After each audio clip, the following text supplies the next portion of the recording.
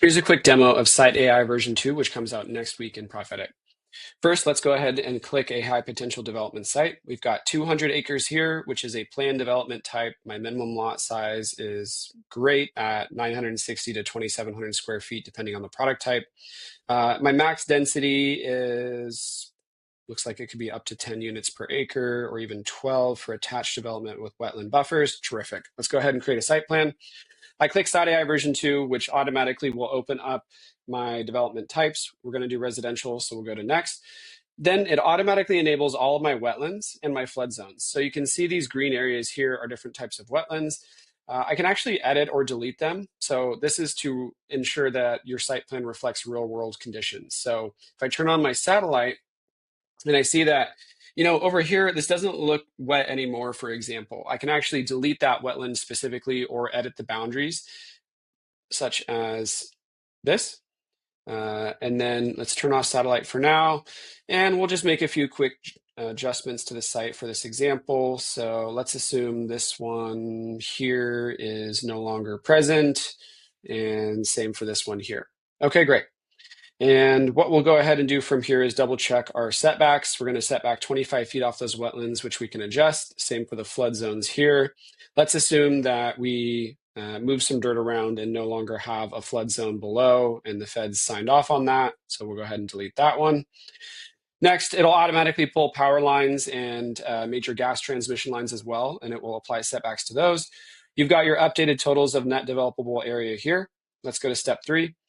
Topography will automatically enable. You can see this is a pretty flat site, but if there are any steep portions, it'll automatically avoid them according to pre-calculated slope limits. Next, I can do avoidance polygons, aka make multi-phase developments. So in this example, I'm just going to split this project down the middle and say this is all going to be phase 2. And I'll complete my polygon. Let's name that phase 2, save it.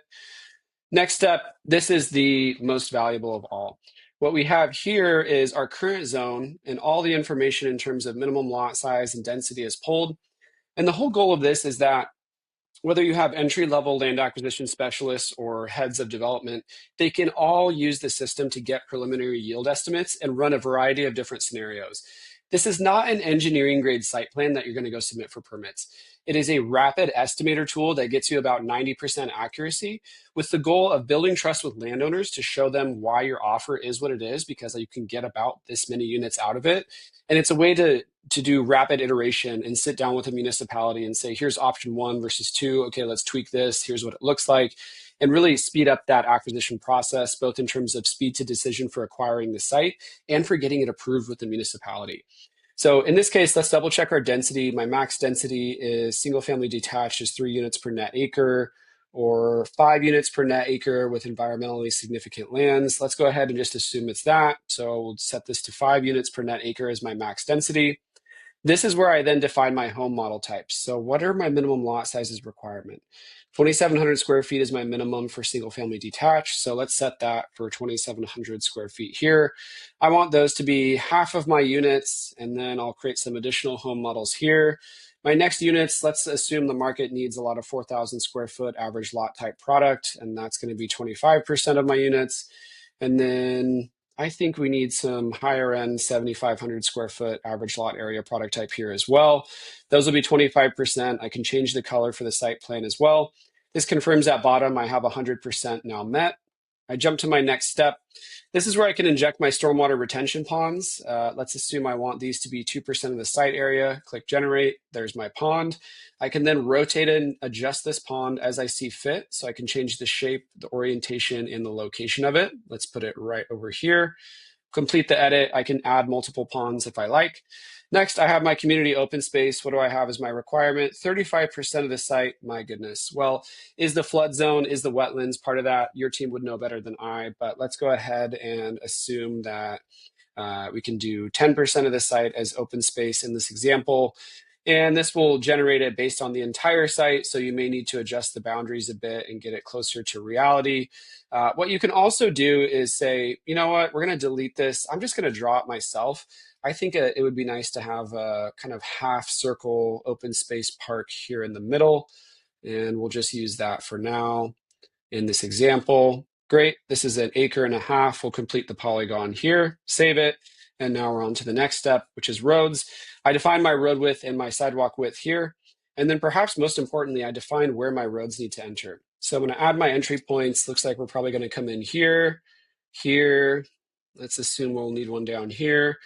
And then I need to stub one into my phase 2, and the Muni is probably gonna want me to put one over here as well. Great, now I've got my 5 entry points, and we click generate, and let's see what SiteAI comes up with. Now, this could take 30, 60, even up to 5 minutes if you have a 1,000-acre site, and it will process a 1,000, 2,000-acre site. It'll just take longer for it to produce an output. Once we get our output here, SiteAI will inject the roads. It will split up the different lot types. It will create a beautiful visual output here, and ultimately will show us that, great, out of my entire site, here's how much is net developable with my current approach. Here's my different variants here in my home model types, my average versus inputted goal lot size, as well as my ratio of units. And then my density per net acre, I hit 5.2 with the current model. And I can now save this output, which also includes my total linear feet of roads and all these other really important variables. And ultimately, that's the goal of SiteAI version 2. While you're still on the phone with that landowner or that broker who called you about the parcel, let's quickly estimate, can I get the yield of this site to be where I need it to be to meet my buy box criteria? Or is it not worth my time? We're trying to compress your speed to decision as much as possible so you have the largest edge in your local market.